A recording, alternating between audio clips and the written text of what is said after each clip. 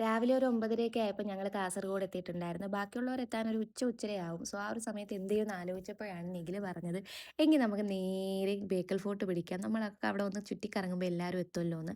അങ്ങനെ ഞങ്ങൾ നേരെ അങ്ങോട്ടുള്ള ബസ്സൊക്കെ കയറി.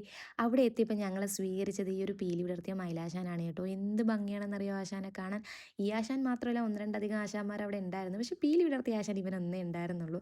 അങ്ങനെ അവൻ്റെ കുറച്ച് ഫോട്ടോസും വീഡിയോസൊക്കെ എടുത്ത് തൊട്ടടുത്ത കടയിൽ നിന്ന് നല്ല ചായയൊക്കെ കുടിച്ച്, അപ്പോൾ നല്ല മഴയുള്ളൊരു ക്ലൈമറ്റാണ്. സ്നേഹ റെയിൻകോട്ടും എടുത്തിട്ടില്ലായിരുന്നു. അങ്ങനെ അവിടെ നിന്ന് ഒരു റെയിൻകോട്ടൊക്കെ മേടിച്ച് ഞങ്ങൾ ബേക്കൽ ഫോർട്ടിലോട്ടുള്ള എൻട്രി പാസ് എടുത്തിട്ടുണ്ടായിരുന്നു. ആ ഒരു റെയിൻകോട്ട് മേടിച്ചത് എന്തായാലും കാര്യമായി കേട്ടോ. കാര്യം എൻട്രി പാസ് എടുത്ത് അകത്തോട്ട് കയറിയപ്പോഴത്തേക്ക് നല്ല മഴ പെയ്തിട്ടുണ്ടായിരുന്നു. അങ്ങനെ ഞങ്ങൾ ഈ റെയിൻകോട്ടൊക്കെ ഇട്ട് ഇങ്ങനെ വെറുതെ നടക്കുമായിരുന്നു. ആ ഒരു ഫീലൊക്കെ ഉണ്ടല്ലോ ലൈഫിൽ ഒരു ഡിഫറെൻറ്റ് എക്സ്പീരിയൻസ് ആയിരുന്നെന്നേ. നമുക്ക് ജീവിതത്തിൽ എപ്പോഴാലോചിച്ചാലും കുറച്ച് സന്തോഷം തരുന്ന നിമിഷങ്ങൾ, കുറച്ച് സന്തോഷമുള്ള ദിവസങ്ങൾ, അല്ലെങ്കിൽ എന്നും ഓർമ്മയിൽ സൂക്ഷിക്കാൻ പറ്റിയ കുറച്ച് നല്ല സൗഹൃദങ്ങൾ, മുഖങ്ങളെന്നൊക്കെ പറയത്തില്ല, അതായിരുന്നു കേട്ടോ ഈ ഒരു കുറച്ച് ദിവസം എൻ്റെ ലൈഫിലും. പിന്നെ അവിടെ കുറേ നേരം നടന്ന് തിരിച്ചെല്ലാവരും എത്തുന്നൊരു സമയമായപ്പോൾ ഞങ്ങൾ അവിടെ നിന്ന് നേരെ ബസ് കയറി കാഞ്ഞങ്ങാട് വന്നിട്ടുണ്ടായിരുന്നു. കാഞ്ഞങ്ങാട് ഷാലിമറിൽ വെച്ചിട്ടാണ് ബാക്കിയുള്ള എല്ലാവരെയും ഞങ്ങൾ മീറ്റ് ചെയ്തിട്ടുണ്ടായിരുന്നത്.